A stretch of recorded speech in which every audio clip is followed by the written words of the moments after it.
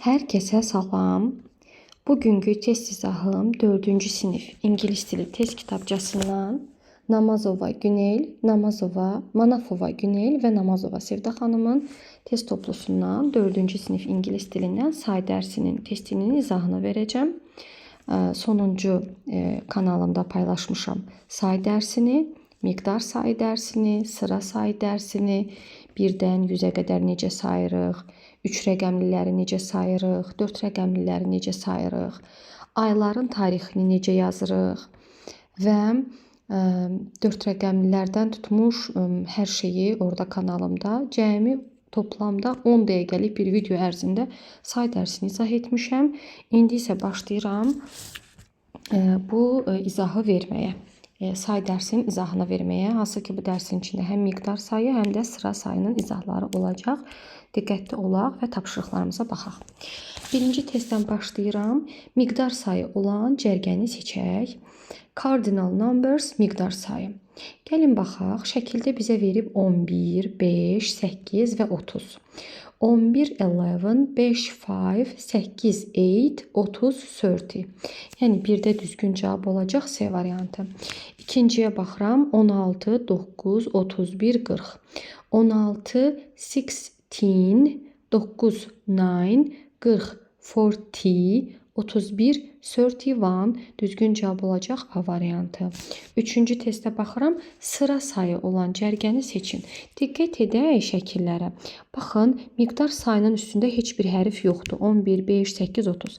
Amma sıra sayının üstündə ingilis dilində görürsüz belə hərflər olur. T, H, R, D. Bunun səbəbini mən kanalımda izah etmişəm. Sıra sayı dərsin içində. Zəhmət olmasa girin oradan baxın. Əgər bilmirsinizsə mənası nədir? Daha sonra testə baxın ki, əzbərçilik olmasın. Üçüncü testdən davam edirəm. Fifths 5-ci deməkdir. Sevenths 7-ci deməkdir. Tenths 10-cu deməkdir. 43rd 43-cü deməkdir. Gəlin baxaq görək hansı cavab düzgün cavab ola bilər. A variantında 18 18 deməkdir. Sıra sayı deyil, miqdar sayıdır. Ona görə A variantını silirəm. B variantında 40 40 deməkdir. Bu da miqdar sayıdır. Bizdən isə sıra sayını soruşur. Ona görə B variantını silirəm.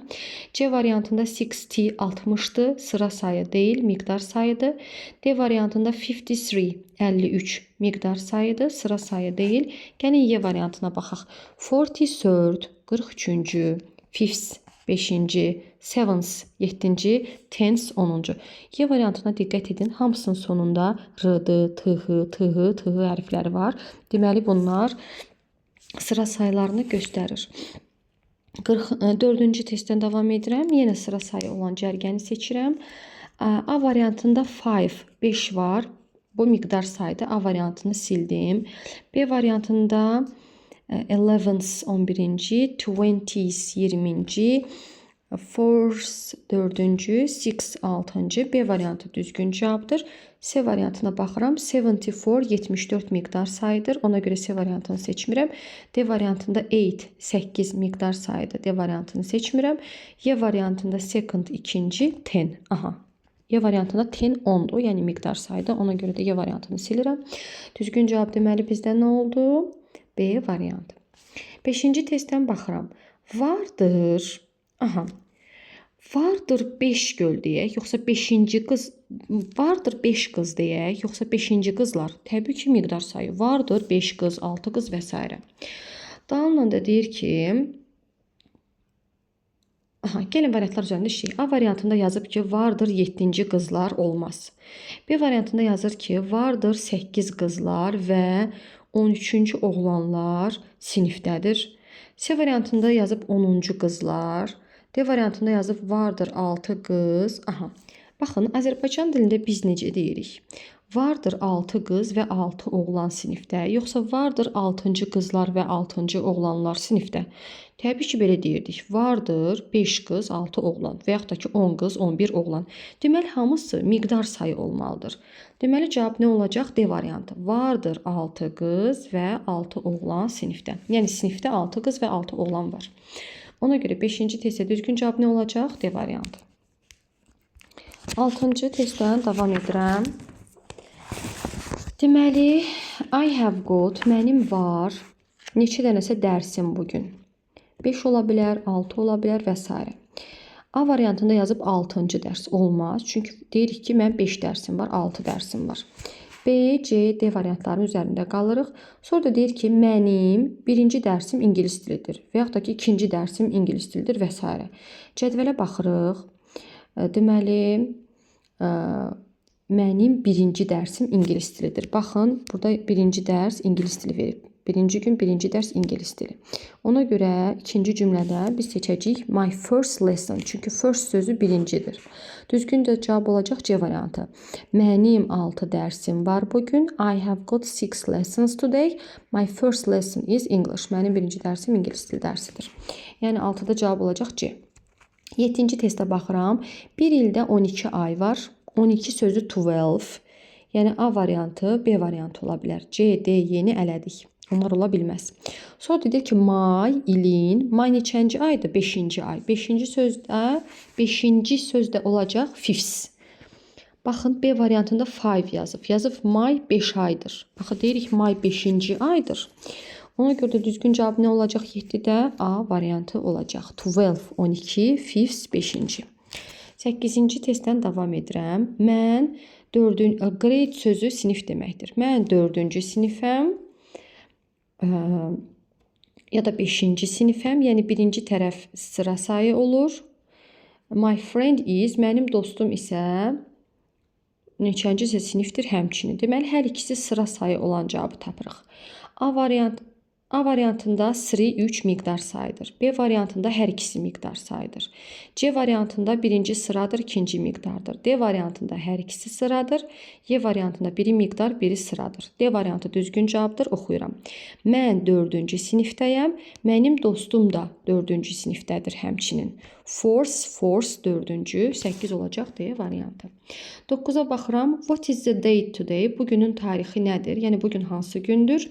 Today is, bugün aprelin, biz ayın tarixini deyəndə izah eləmişdim bunu, yenidən deyirəm. Biz Azərbaycan dilində deyirik ki, 3 aprel, 5 aprel, 7 aprel. İngilislər isə deyir ki, aprelin 3-cü günü, mayın 5-ci günü, yəni sıra sayı işlədirlər. Cədvələ də baxırıq. Burada da aprelin 3-ünü işarələyiblər. Biz ona görə seçməliyik ki, bugün aprelin 3-cü günüdür. Today is the third day of April. The third sözü 9-da cavab olacaq B variantı. 10-cu testə baxıram. Vardır 2 oğlan şəkildə. Tom birincidir, yaxud da ikincidir. Şəkildə 2 oğlan varsa, deməli cavab olacaq ya C, ya da D. Tom 1'dir deyim, yoxsa Tom birincidir? Tom 1'dir demək olmaz axı. Tom 1'dir nə deməkdir ki? Tom birincidir. Ona görə onda cavab olacaq C variantı. 11-ci testdən davam edirəm. Onun var 2, 3, 4, 5 və s. Onun var, tutaq ki 3 bacısı. Sonra da deyir ki, onun bacısı müəllimdir. Neçənci bacısı? Birinci bacısı, ikinci bacısı və yaxud da ki, üçüncü bacısı. Cavablara baxaq. Yəni birinci tərəfini miqdar sayı axtarırıq, ikinci tərəfi sıra sayı axtarırıq. Cavablara baxıram.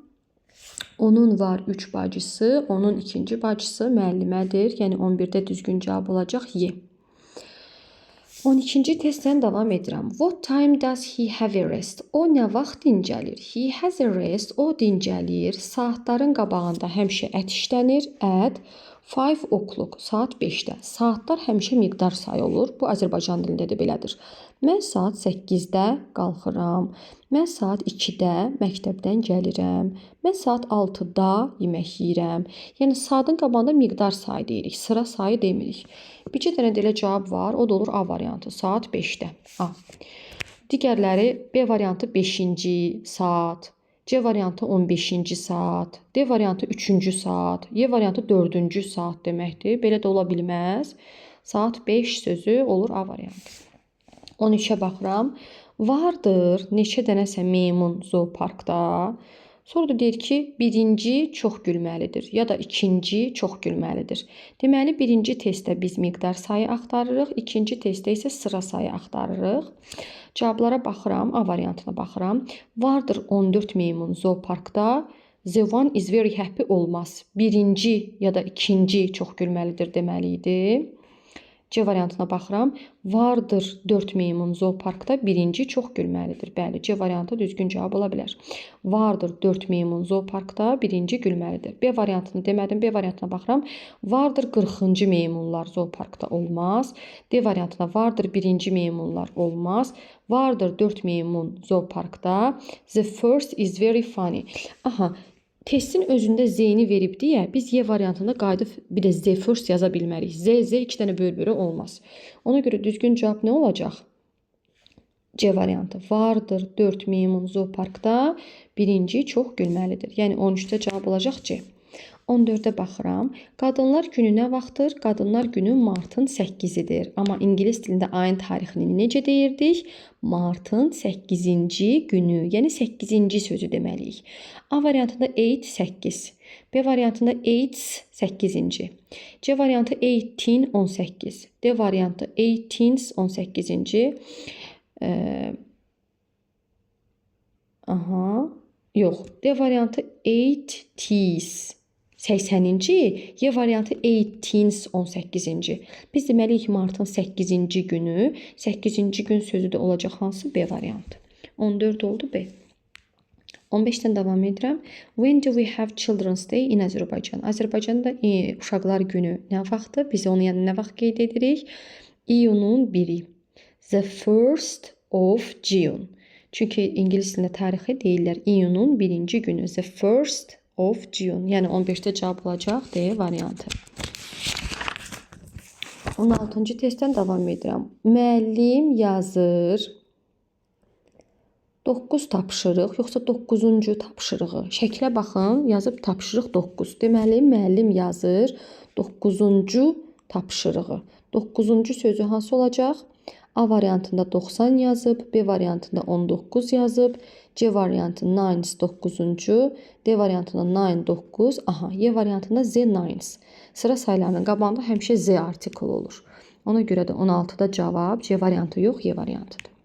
17-yə baxıram. Axtarırıq 1-ci, 3-cü, 5-ci və 9-cu sözlərini. Baxın, hamısının üstündə hərflər var. Deməli, hamısı sıra saydı. 1-ci sözü first, 3-cü sözü third, 5-ci sözü fifth, 9-cu sözü ninth. Cavab olacaq C. 18-ə baxıram, uşaqların çoxu 18-də çaşıblar. Niyə? Hamısını sıra sayı götürüblər. Amma şəkilə diqqətlə baxsaq, 2 və 7 sıra sayıdır. 12 və 4 miqdar sayıdır. Və biz də cavabı elə axtarmalıyıq.